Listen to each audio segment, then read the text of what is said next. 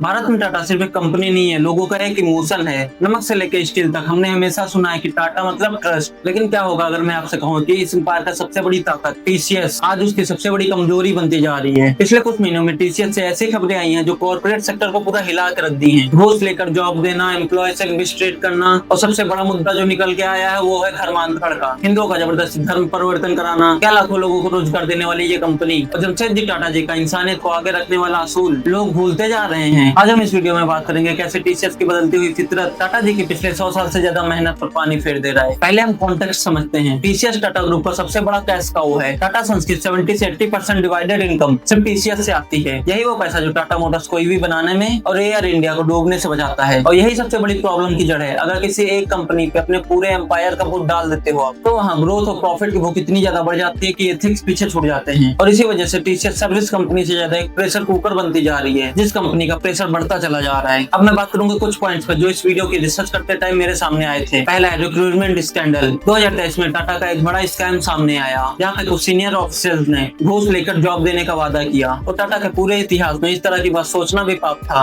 और जब ये स्कैम निकल के सामने आया तो टाटा का बहुत ही ज्यादा लॉस हुआ और इससे पता चलता था कंपनी में गवर्नेंस की कहीं ना कहीं चूक हो रही है। दूसरा पॉइंट जो निकल के सामने आया, रिटर्न टू ऑफिस। टीसीएस ने जब 5 डे ऑफिस रूल लाया और ट्रांसफर की नोटिस भेजी तो हजारों एम्प्लॉइज ने, खासकर महिला ने, रिजाइन डालना शुरू कर दिया। एक ऐसी कंपनी जो अपनी स्टेबिलिटी के लिए जानी जाती थी, जो गवर्नमेंट के बाद सबसे ज्यादा सिक्योर जॉब मानी जाती थी, वहीं पे एम्प्लॉइज अब अपने आप को सिक्योर नहीं महसूस कर रहे थे। तीसरा पॉइंट जो निकल के सामने आया है वो है कल्चर शिफ्ट। पहले लोग टाटा में जाते थे क्योंकि उनको जॉब सिक्योरिटी और रिस्पेक्ट मिलती थी, लेकिन अब लिंक्डइन और इसी तरह के कई वेबसाइट पे आप रिव्यू उठा कर देख लीजिए, आपको निगेटिव में ही मिलेंगे। लोग टॉक्सिक मैनेजमेंट और लो सैलरी हाइक की शिकायत करते मिल जाएंगे आपको। क्या टीसीएस भी अब इन्फोसिस और कॉग्निजेंट जैसे आईटी कंपनी बनती जा रही है? बस रतन टाटा जी के नाम से एक कोट बहुत ही ज्यादा फेमस है, I don't believe in taking right decision, I take decision then make them right. लेकिन टाटा जी के जाने के बाद आज साथ बोर्ड मीटिंग में सिर्फ क्वार्टरली रिजल्ट को देख के डिसीजन लिए जाते हैं। एन चंद्रशेखरन जो खुद टीसीएस से निकले हुए हैं और अब टाटा सन्स के चेयरमैन हैं, उनके सामने सबसे बड़ी चुनौती ये है कि टीसीएस को फाइनेंशियली हिट रखना और उसके मॉरल वैल्यूज संभाल कर रखना। लेकिन क्या ये दोनों चीजें एक साथ चल सकती हैं या फिर आपको एक चीज छोड़नी पड़ेगी? देखो, अगर टीसीएस की इमेज खराब होती तो उसका असर टाटा मोटर्स, तनिष्क, ये सारी कंपनियों पे भी पड़ता है, क्योंकि भारत की आम जनता टाटा को एक सिंगल यूनिट मानती है। उनके लिए टाटा की सारी कंपनी एक ही है। तो अगर इनकी एक कंपनी की इमेज खराब होती है तो लोगों को लगता है कि टाटा ग्रुप ही पूरा वैसा है।